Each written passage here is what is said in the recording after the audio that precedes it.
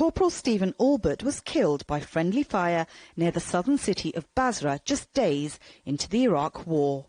A 2007 inquest found he died due to negligence by the British Army. His widow Debbie spent the next 14 years seeking justice.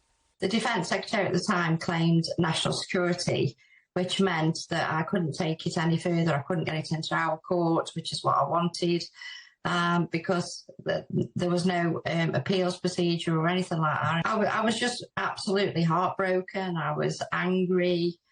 I felt that I hadn't achieved all my goals that I wanted to do, because I promised Steve that I would get justice and make sure it wouldn't happen again.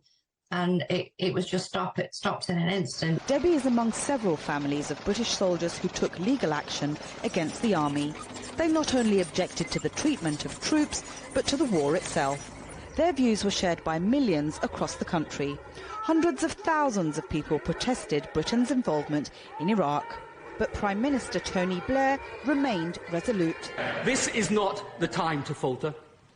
This is the time for this House, not just this government or indeed this Prime Minister, but for this House to give a lead, to show that we will stand up for what we know to be right. Some even demanded he be tried for war crimes, accusing him of letting British soldiers and Iraqi civilians die in vain. This memorial honours the 179 British soldiers who lost their lives in Iraq.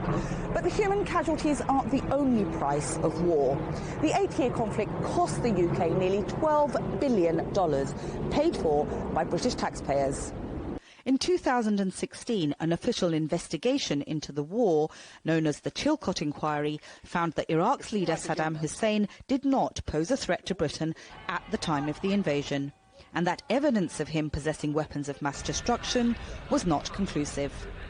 Tony Blair rejected the criticism of his decision, and while he apologised for mistakes, he continued to justify the invasion, saying removing Saddam from power had been the right thing to do.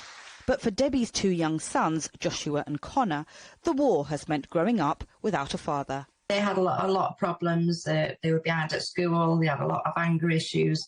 They were privy to information that they shouldn't have been privy to. Just a few of the tens of thousands of British lives impacted by the country's involvement in Iraq. Shamim Chaudhary, CGTN, London.